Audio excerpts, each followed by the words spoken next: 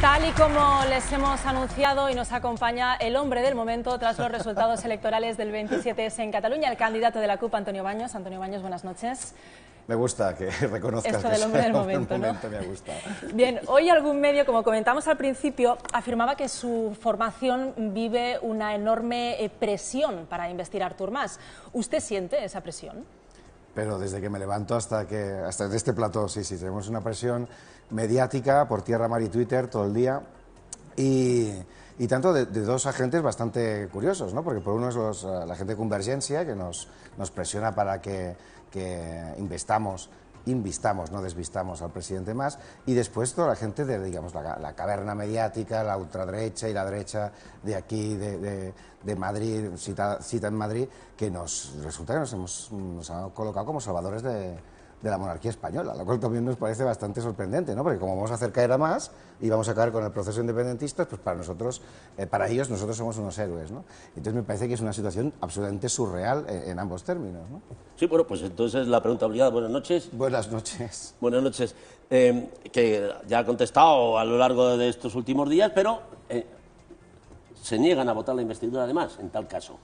No. A pesar de las presiones. No nos llegamos a votar, es que no votaremos sí, que es otra cosa. Es decir, nosotros, si se plantea un gobierno en el cual Artur Mas es el presidente, y aparte es el presidente sí o sí, sin ningún tipo de debate, y se supone que será un gobierno de concentración y que se quiere que sea un gobierno amplio y que nos gustaría que fuera un gobierno social y con muchas sensibilidades, pero lo único que no podemos discutir, no solamente la CUP, sino las fuerzas políticas catalanas, es que tiene que ser el presidente Mas, porque sí, pues nosotros delante de esa tesitura y después por las vinculaciones que tiene el presidente Mas a los recortes, a las privatizaciones y a todas estas políticas de estos años, nosotros no votaremos a favor de esta investidura. Lo que pasa que, bueno, la aritmética parlamentaria ahora nos pone en una situación bastante peculiar y curiosa. La prensa también ha afirmado hoy que la imputación de Artur Mas une al independentismo. ¿Usted se siente más unido a Artur Mas después de esa imputación?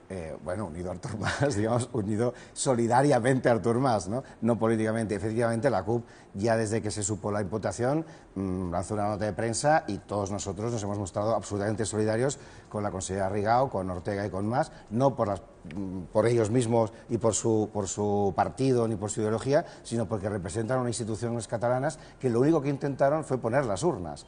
Unas urnas que, por cierto, la CUP también participó de ese proceso del 9 de noviembre y que fuimos a votar todos. Por lo tanto, creemos que en lugar de imputar a 3, tenían que imputar a 2 millones de catalanes que participaron de ese proceso, porque si es desobediencia de 3, es desobediencia de los 2 millones. Así que nosotros, ahí, solidaridad absoluta con estas 3 personas, con las instituciones que representan y con el proceso democrático que se intentó hacer. Porque, al final y a cabo, oye, hubiera sido más sencillo dejarnos votar desde el principio que no intentar que no votemos y acabar con este tipo de juegos medio jurídicos, medio políticos que nos está llevando pues a esto, a imputaciones absolutamente ridículas desde nuestro punto de vista, ¿no? Muy bien, muy interesante sin duda, pero vamos a hacer una breve pausa porque esto da de comer a los niños. Vale. Vamos a hacer una breve pausa para publicidad y seguimos hablando con el señor Baños. En unos minutos.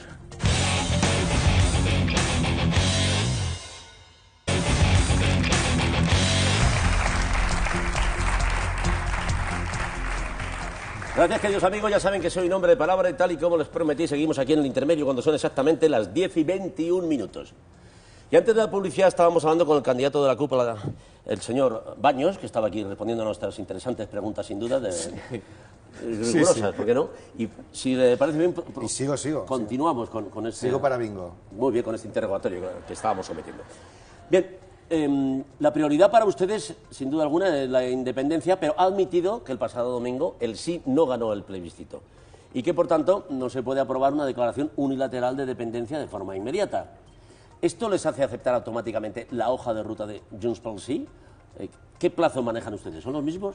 No ganó el plebiscito, quiere decir que no tuvo más del 50+1 de votos, pero sí que los votos independentistas ganaron.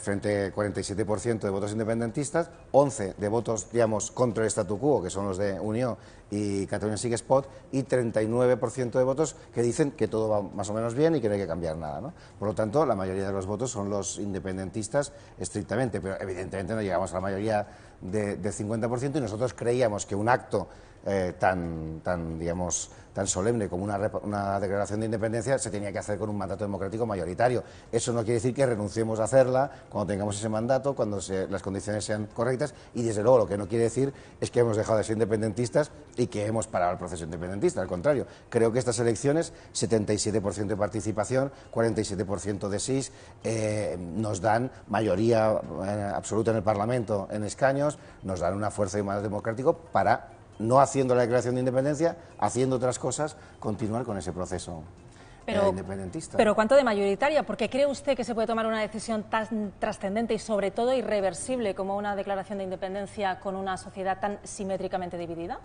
Es que no está simétricamente dividida. Yo creo que aquí la lectura, hay un 11% de votos, que insisto, que son los de Catalunya Sí que es Pot, que son la alianza entre Podemos e Iniciativa, que en su programa electoral hablaban de proceso constituyente catalán, República Catalana y, sobre todo, soberanía catalana y derecho a decidir.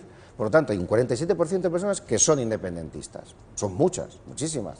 Un 11% de gente que no quiere el statu quo, es decir, no nos gusta cómo está, queremos derecho a decidir y queremos hacer un proceso constituyente, transformar esto. Y luego sí, hay un 39% de personas que dicen, nos va bien el sistema político que tenemos ahora. Por lo tanto, sin querer asimilar votos, pero sí que hay 47 más 11 de gente que quiere cambiar las reglas políticas en Cataluña. No son nuestros independentistas, pero sí que hay una mayoría muy amplia de decir, esto lo tenemos que transformar porque el autonomismo ya ha dado todo lo que podía de sí, ¿no? Por lo tanto, la lectura es bastante más compleja y, sobre todo, insisto, con un 77%, a nosotros nos decían que más por encima del 70% el independentismo perdía, porque había aquella cosa que vosotros recordaréis que era la mayoría silenciosa, ¿no? Bien, con un 77% de población votante ya no hay mayoría silenciosa, todo el país ha expresado. Por lo tanto, tenemos un retrato muy fiable, plural, no dividido, hay tres bandas, soberanistas, independentistas y gente que quiere todo así igual. Por lo tanto, ahí se puede trabajar políticamente en muchos escenarios y muy ricos, es decir, de transformación política muy interesantes, ¿no? Pero claro, es que ese 11%, por ejemplo, de Catalunya Sí que es Pot, de Catalunya Sí que es Pot, tampoco es asimilable exactamente no, al sí, no es asimilable al sí, pero tampoco es asimilable automáticamente al no, porque ellos hablan de derecho a decidir y sobre todo hablan de proceso constituyente. Esta gente lo que pretende decir, tampoco queremos que todo se quede igual. Por lo tanto, no son asimilables. Ya somos catalanes y siempre lo hacemos más complicado de lo normal, ¿no? 47, 39 y en medio 11 que dicen, bueno, queremos cambiar a ver cómo se cambian las cosas, ¿no? Por lo tanto, no todo es tan asimilable. En cualquier caso, de las opciones, la mayoritaria sigue siendo la independentista, pero no suficientemente mayoritaria como para iniciar un camino, digamos, sin ambajes y decir, bueno, a partir de mañana salimos a un balcón y proclamamos. No, pero evidentemente la declaración nosotros creemos que se tendrá que hacer cuando haya esa mayoría, cuando haya las condiciones, ¿no? En el ADN de la izquierda ha estado siempre el internacionalismo, traducido en que la unión de los débiles los hará más fuertes. ¿No hay un cierto contrasentido, por ejemplo, en afirmar a la vez, como ha dicho usted, que para garantizar las pensiones catalanas hay que separarse de España porque en España hay más parados? No, eso no lo hemos dicho nosotros nunca en la vida. No, y aparte, no, el internacionalismo no es la alianza de los débiles, hay un internacionalismo de clase, sino es la alianza entre las naciones, internacionalismo. Por lo tanto, nosotros creemos que si un español puede ser internacionalista, y que si el Estado español puede ser solidario, pues un catalán puede ser internacionalista y el futuro Estado catalán debe ser solidario, pero debe ser solidario con todos los pueblos de España y todos los pueblos del mundo. Nosotros, la CUP, somos muy internacionalistas y lo tenemos muy en el centro de nuestras políticas. De hecho, la campaña la dedicamos durante mucho tiempo y con mucha insistencia al tema de los refugiados sirios. Estamos muy vinculados y en nuestros mítines están siempre presentes la gente de Kobane y la lucha de los kurdos. Es decir, aparte de Palestina y otras luchas, Sáhara y otras luchas de pueblos. Es decir, nosotros creemos que la lucha que podemos tener en Cataluña es homologable a estos pueblos y a los jornaleros andaluces, a los de los mineros asturianos, a los de los empleados de Vallecas. Es decir, claro que estamos a favor de la libertad y de la prosperidad de todos los pueblos, incluso de los pueblos de España. Por supuesto que sí, ¿no? Bueno, me han chivado por el pinganillo, que eso sí que lo había dicho y que estaba en un vídeo, yo no sé. Lo de las pensiones. Lo de las pensiones. Sí, no, era ante la pregunta de si no era viable las pensiones en Cataluña, decíamos que era absolutamente viable, porque es un sistema de reparto, por lo tanto, cuantos más trabajadores hay en Cataluña, más viables son. Eso desde luego es así. Bueno, vamos con otra pregunta. La identidad nacional es un concepto base del independentismo. ¿Con quién se siente usted más identificado? ¿Con un trabajador extremeño, pregunta del millón, o con un empresario catalán? Hombre, evidentemente. No me conteste ahora, me dice que tenemos que parar 20 segundos. Vale, Le damos tiempo para que se lo piense y haga una respuesta como Dios manda. Muy bien. 20 segundos y estamos aquí.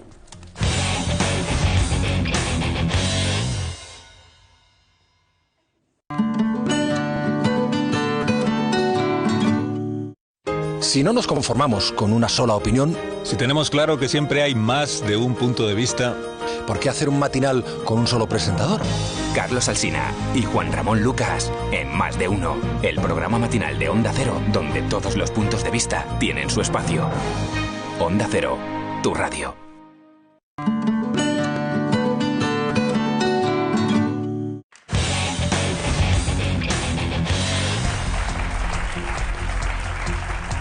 Muchas gracias. 20 segundos y repito la pregunta por si alguien se la había olvidado. Le preguntábamos al señor Baños, como anticapitalista confeso, que con quién se sentía más identificado, con un trabajador extremeño o con un empresario catalán. Lo que pasa es que había una previa que no estoy de acuerdo. Tú decías, bueno, el independentismo tiene que ver con la identidad. No, tiene que ver con la soberanía. Y no necesariamente con la soberanía nacional, lo de las banderas, los himnos y las elecciones. Nosotros defendemos la independencia de Cataluña para defender la soberanía popular. Es decir, que la gente tenga órganos para poderse gobernar a sí misma. De hecho, nuestro lema es gobernémonos nosotros. Por lo tanto, no es identitario nuestro independentismo, sino al contrario, es proletario, por decirlo de esta manera. Y evidentemente nos sentimos desde siempre y para siempre mucho más vinculados a los jornaleros andaluces, con los trabajadores extremeños, insisto, con las clases populares de España y de todo el mundo. De hecho, en nuestros mítines siempre vienen movimientos sociales y partidos políticos del resto de España que son de la izquierda anticapitalista y que entienden que o los pueblos nos unimos desde abajo, desde una perspectiva de clase y para conseguir una soberanía popular, o así no vamos a petar ningún tipo de sistema. Por lo tanto, yo creo que no es identitario lo que nosotros estamos defendiendo. Al contrario, es que la soberanía popular llegue a construir y a dirigir los estados. O sea, que usted está más identificado con Sandra Sabater que conmigo, estoy forrado. Pero en fin. Bueno, no, estoy identificado, sí. Dejémoslo. Por muchos motivos. Me estoy identificando rápidamente también. Bien, sin descartar la necesidad de que haya que hacer algún tipo de reforma en la financiación, desde su visión de izquierda, ¿no se contempla como un acto de solidaridad el que una región rica como Cataluña pague más impuestos que una con menos recursos, como Andalucía, por ejemplo? Sí, la transferencia de rentas de zonas, de regiones o municipios o personas, señor Wyoming, con muchos recursos a otros que tienen menos, es evidentemente un principio que nosotros defendemos absolutamente. Pero es que el problema es que los catalanes no han dado ni un céntimo de euro a andaluces y extremeños. Ojalá fuera el trasvase. Se lo dan a la Administración General del Estado, no digo a Madrid, a la Administración General del Estado, que es ese tocho que aparte oprime a todos los españoles por igual, y entonces ese dinero va a la Administración General del Estado, que la reparte, y ya sabemos cómo la reparte, a partir de clientelismos, favoritismos políticos, y a los trabajadores o a las clases populares andaluces no les llega directamente el dinero de los ricos catalanes, que también estaría bien que el dinero de los ricos andaluces fuera a los pobres catalanes, porque en Cataluña seremos ricos. Será Cataluña rica, pero está lleno de pobres. O sea que estaría bien que esos trasvases fueran de rentas entre ricos y pobres, pero no de las comunidades autónomas a ese ente que es la Administración General del Estado, que, como comprenderás, no lo reparte precisamente entre el pueblo, porque si vosotros miráis cómo ha aumentado la pobreza en el sur de España, de hecho, ha doblado el índice de pobreza humana en Andalucía desde que comenzó la crisis. Por lo tanto, si nosotros diéramos tanto dinero al pueblo andaluz y fuera bien dirigido, eso no pasaría así.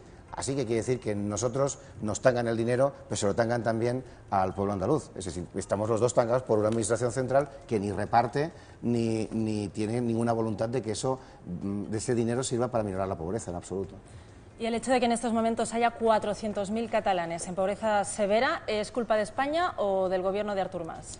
Como comprenderá, como anticapitalista, se lo tengo clarísimo, es culpa del capitalismo, es culpa de un sistema expoliador, de un sistema que aparte durante la crisis ha redoblado sus índices de robo, de atraco de las vidas de todos. Nosotros siempre decimos lo mismo, ¿no? El capitalismo es incompatible con la vida digna, y eso lo estamos viviendo cada día. Nos precarizan, nos expulsan, nos quitan derechos sociales, derechos laborales. Por lo tanto, aquí los pueblos son todos diferentes, pero los ricos son todos iguales, roban igual en todo el mundo, en la parte del mundo. Por lo tanto, el culpable es el capital, claro. Y a ver, otra pregunta, muy brevemente, por favor. Al afirmar, como hace usted, que hay que incumplir las leyes que se consideran injustas, ¿no teme que en una hipotética Cataluña independiente algún ciudadano le recuerde la frase, por ejemplo, pues a la hora de cumplir con sus deberes fiscales? ¿En una Cataluña independiente tendrá el ciudadano la potestad de decidir qué ley considera justa y cuál no a la hora de cumplirla? Eso es me voy a ir a Aristóteles, pero no me voy a alargar mucho. Eso es una vieja disputa de la cultura política. Si una ley es injusta, ¿qué haces, no? Nosotros pensamos que hay que desobedecerlas, como Rosa Parks desobedeció la segregación racial, como Mandela desobedeció y los sudafricanos el apartheid, que eran leyes legales, legalísimas, pero que eran absolutamente injustas desde un punto de vista moral.